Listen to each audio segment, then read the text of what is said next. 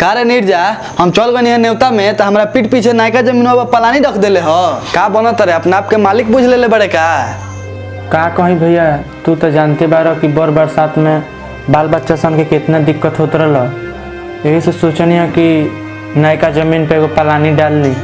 पलानी डाल के कौन गलती कर देले बानी हम। सुन ले बाबू ते गलती लगा गलती नहीं कैले ते बहुत बड़ा गलती कर देले बड़ी। हम नेवता में गए रहनी तो नेवते में नानू रह जाती अती हमें जा हम उन्हीं ना रह जाती चाहे हमारा लगे फोन करतीस कि नायका जमीनियों पर पलानी रखतनी तब तोरा के हम बतैती। लेकिन तोरा इतना हिम्मत हो गए कि बिना पूछले ना जनैले नायका जमीन पर पलानी रख देलिस। निमना मुँहे कहतनी वो पलानी हटा दे नहीं तो वही पलानी खातिर कौ गो लाश गिरी ते अभी नहीं बुझत। हटा ले बाबू पलानी निमन से कहतनी। ऐसे काहे बोलता रहे तू भैया नहीं बोला तो तू ढेर तेज बनता रहा का आँखों फूट गए रहा का ना दिखाई देला कि बरसात में बाल बच्चा के कितना दिक्कत होला कितना परेशानी होला। एगो हम पलानी का रख दिले बानी गलती कर दिले बानी। अरे तने घर में का दुनो तेला बेला कोइले बरस घर में कुछ कराइए के मन बस का आए देखा ना बाबूजी ओ दिन में हम नायका जमीनिया में पलानी का रख देनी भैया उहे देख के ओबरा से सौंड बोलता रह कहता रे पलानी हटा दे ना तो कई गो हम लाश गिरा देम। बताओ बाबू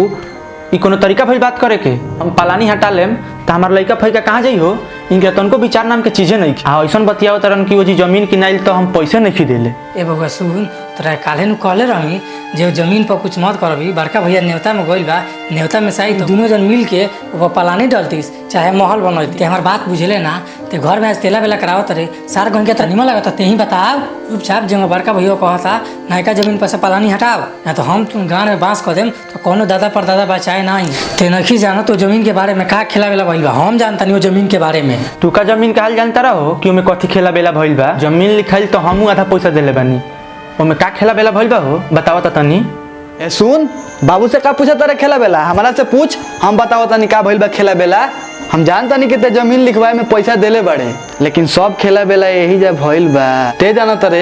कि बाबू के नाम पर जमीन बा वो बाबू के नाम पर जमीन नहीं के वो हमारा मेहरारू के नाम पर जमीन बा। ई कैसे हो सकता भैया ई बात झूठ बा तू झूठ बोलता रह भैया। ए बबुआ हम झूठ नहीं की बोलत वो जमीन हमारा मेहरारू के नाम में लिखाइल बा यही से कहता नहीं वो जमीन पर से अपन मड़ई हटा लो ना तो मर्डरे लिखल बा। ठीक बा भैया जमीन तारा मेहरारू के नाम से लिखाइल बा कोनो बात नहीं के ठीक कल नु हमारा साथे और बाबूजी भी तारा साथे मिलल बार हम जाता नहीं मुखिया सरपंच के बोला लिया आ जमीन खाती यही दुआर पर पंचायती हुई। सुन सुन सुन जा तेरा मुखिया सरपंच के बोलावे हमार बातवा सुन ले ओकरा बात जोई है मुखिया सरपंच आई नु तो कागज खोजी कागज यहाँ कागज के लड़ाई बा कागज के जब भैया कागज दिखा दी तो कागज पर तो मेहरारू के नाम चढ़ावल बा तब तो तोर मुंह बन जाई निम्न मुँह कहता पलानी हटावेला पलानी हटा ले तो बहुत बड़ा फेर में पड़ जीबे एकरा से केस करवा देम तो कबो उगार ना होगे। सुन ले बेटा ए बाबू जिंदगी में जमीन बहुत किनाई बेचाई लेकिन जौन तू लोग दोनों जना मिल के हमारे साथे घात कैले बारल वो हम कबो ना भूलाई। अब भैया जब हम बाहर रहे जब तू हमारे लगे फोन करते रह जब कहत रह बउआ 1 लाख रुपया भेज दे 50,000 रुपया भेज दे तबे हम तारा लगे पेठावत रहनी आ तोरा विश्वास पा बाबू के विश्वास पा हम रही कि जमीन बाबू के नामे लिखाई। हम सोचनी कि वो में हमरो हिस्सा बखरा हुई और तू बारा भैया कि तू अपना मेहरारू के नामे जमीन लिखवा ले लो हमारा पीठ पीछे इतना तू घात कोइला भैया कबूरे सोचले रही भैया हम कबूरे सोचले रही पलानी का रख देले बनी नायका जमीन पर ओ पलानी रखला खातिर भैया तू कहता कि मर्डर कर दे आ मर्डर का करो भैया हम खुद खेत खरियान घर दुआर सब छोड़ के जाता नहीं भैया रह तू ही चल बेटी।